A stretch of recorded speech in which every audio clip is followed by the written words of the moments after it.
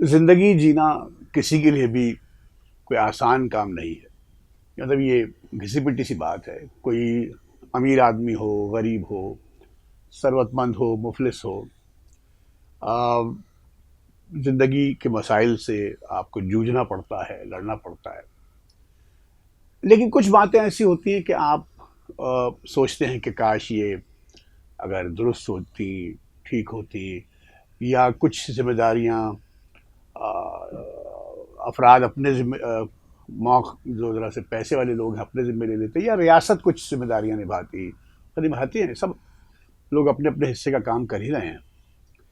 لیکن میں اب کل میں ایک اپنی کراچی یونیورسٹی کے ساتھی سے میری گفتگو ہو رہی تھی ایک کالج میں. ہم بیٹھے ہوئے تھے اور بیماریوں پہ بات آئی. اور مجھے اس نے بتایا کہ آ، کچھ خاص جیسے مثال کے طور پر آنکھ کی بیماری اگر آپ کو کوئی خدا نخواستہ ہو جائے، لگ جائے، اور کوئی سنگین بیماری ہو تو اس کا علاج کرانا کتنا مشکل ہے، کیونکہ وہ بہت مہنگا علاج ہوتا ہے. آ، کبھی کبھی ایک ایک انجیکشن 40,000، 50,000، 60,000 روپے کا ایک انجیکشن ہوتا ہے. اور وہ ایک انجیکشن ایک دفعے کے لیے نہیں ہوتا ہے، بلکہ بار بار، یعنی اس کو جو آنکھ میں اگر کوئی سنگین سنجیدہ خرابی ہو گئی ہے تو وہ بار بار لگتا ہے. اب آپ سوچئے کہ اگر ایک انجیکشن چلیں فرض کیا 40,000 روپے کا ہے اور 7 بار لگنا ہے، تو آپ اس کو ملٹیپلائی کر دیں، ضرب دے دیں.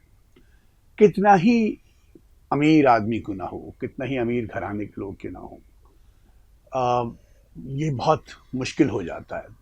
اب آپ سوچئے ان لوگوں کے لیے جو متوسط مڈل کلاس گھرانوں سے تعلق رکھتے ہیں، اور وہ لوگ جو پاورٹی لائن کے نیچے ہیں، مفلسی کی لکیر کے نیچے رہتے ہیں، ان کے لیے کس قدر مشکل ہوتا ہوگا.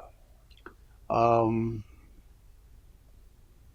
کسی کو اگر بائی پاس کا آپریشن کرانا ہے، کوئی سرجری کرانی ہے، تو لاکھوں روپے درکار ہوتے ہیں.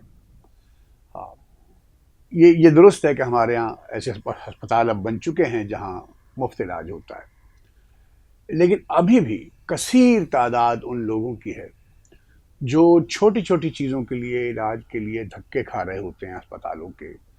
اور ان ہسپتالوں میں بھی جہاں مفت علاج ہوتا ہے، آ، وہاں بھی ایک خاص طرح کی افراتفری دیکھی جاتی ہے. ہر جگہ نہیں. اور جو لوگ مفت علاج کر رہے ہیں ان کو سلام، ان کو ان کی تعریف کرنا چاہیے. لیکن یہ کتنا مشکل کام ہے. میں اپنے دفتر سے پریس کلب کھانا کھانے آتا ہوں، ڈان اخبار سے. تو کبھی کبھی پیدل آتا ہوں، گرمی بہت ہے تو میں کبھی بائکیا پہ آ جاتا ہوں، کبھی رکشہ پہ آ جاتا ہوں. 2 منٹ کی ڈرائیو ہے پریس کلب اور ڈان کے درمیان. بائکیا والے، آپ کبھی خیر آباد کا جو یہ شاہین کمپلیکس کا جو سٹاپ ہے، خیر آباد کا جو ریسٹورانٹ ہے پرانا ایرانی، وہاں دوپہر کے وقت، اور میں مبالغہ نہیں کر رہا، ایگزیجریٹ نہیں کر رہا، درجنوں درجنوں موٹر سائیکل بائکیا والے کھڑے ہوتے ہیں، جنہیں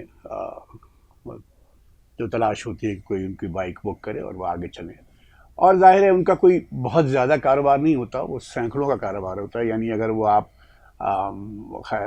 شاہین کمپلیکس سے بہت دور ملیر بھی جا رہے ہیں تو بائکیا والا آپ سے 300، 400 روپئے لے گا، بہت زیادہ نہیں لے گا، گاڑی لے گی بہت زیادہ. اب ان لوگوں سے بات کرنے کا اکثر اتفاق ہوتا ہے، اور جو کہانیاں سننے کو ملتی ہیں کہ کوئی شخص ایک مخصوص کام کیوں کر رہا ہے، یعنی روزانہ اس کو 800، 900 روپے کیوں کمانے ہیں، اس کے گھر میں کیا کیا مشکلات ہیں. یہ کوئی نئی باتیں نہیں کر رہا ہوں میں، لیکن یہ باتیں ہیں. یہ ہمارے معاشرے، ہر معاشرے میں ایسا ہی ہے، ہمارے معاشرے میں بھی ہیں.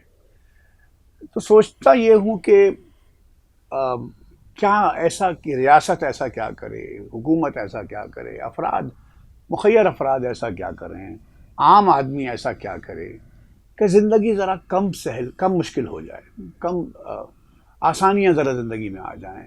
یعنی کم از کم اگر میں کسی کو علاج کی ضرورت ہے تو اسے 10 بار، یعنی میں ایسے بہت سے لوگوں کو جانتا ہوں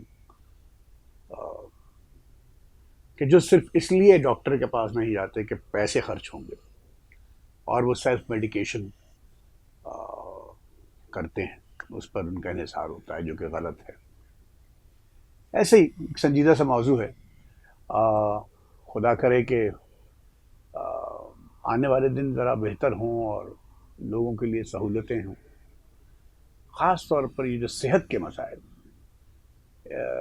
ان کا ذرا سا کم مشکل ہونا بہت ضروری ہے۔